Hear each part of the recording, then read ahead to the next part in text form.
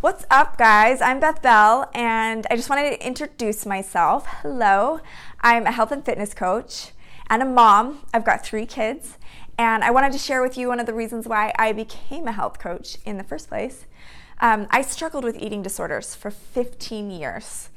It started out as a pretty normal, average kid, pretty active, never cared about what I ate or what I looked like until high school. And then kind of as a way to create control in my life, I developed some disordered eating habits, and they just got worse. I would restrict my calories really low, had very rigid rules about what I could and couldn't eat, and which led to binging and a lot of times purging and excessive exercise.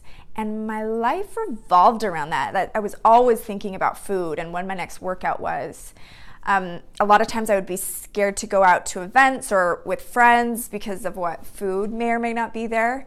And it created a lot of health problems. I had digestive problems, and my hormones were all out of whack, and adrenal fatigue. And I was miserable and really depressed, and I could not see a way out of it. And not only that, I was not seeing results in my body that I wanted to. So I was working so hard for nothing, really. And I never talked about it either because I was so ashamed and so embarrassed about it that I just kind of struggled silently and alone, and it was miserable. And that's one of the reasons why I'm wanting to talk about it now, is because the second we were able to start sharing more openly about what we struggle with, it allows other people to know they are not alone and takes the shame away from the struggle. So what started changing for me, it was actually a moment that I can narrow it down to, and I remember it so well. I was getting ready to go to a wedding, and I'd pretty much starved myself all week to fit into this dress. And I put it on, and I'm looking in the mirror, and I was just devastated because I thought I looked horrible.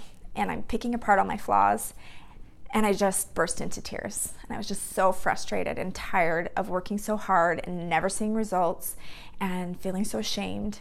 And my daughter, my 6-year-old daughter, walks in the room and sees me crying in front of the mirror. And she's like, "Whoa, Mom, what's wrong?" And it just hit me how heartbroken I would be if she ever felt that way about herself or said those things to herself, and what a responsibility I had to teach her how to love herself and treat her body well. So right then and there, it's like, you know what? No more. There has to be a better way. And I went on a journey for the next couple of years to try and figure that out. And it was a lot of ups and downs, a lot of trial and error.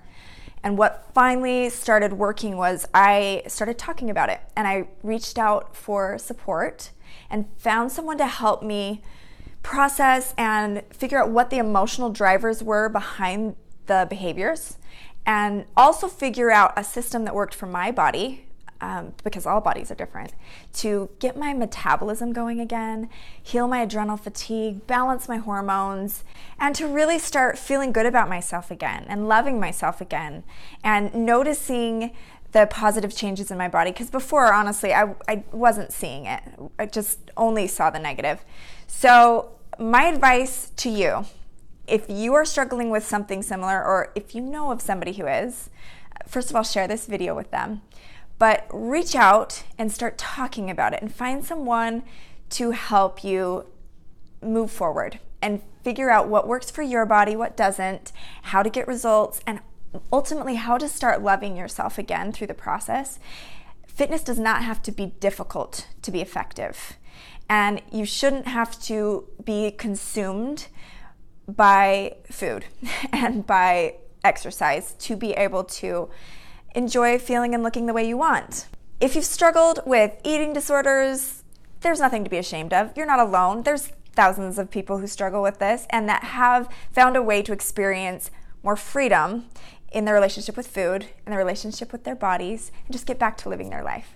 Quite honestly, the only reason why we ever want to achieve a goal or look a certain way is because of how we think we will feel when we look that way.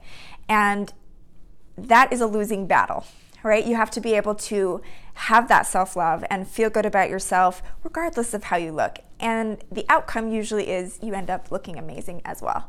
So keep at it, ladies. If you're having a hard time, know that there is light at the end of the tunnel. And I love you, and keep going.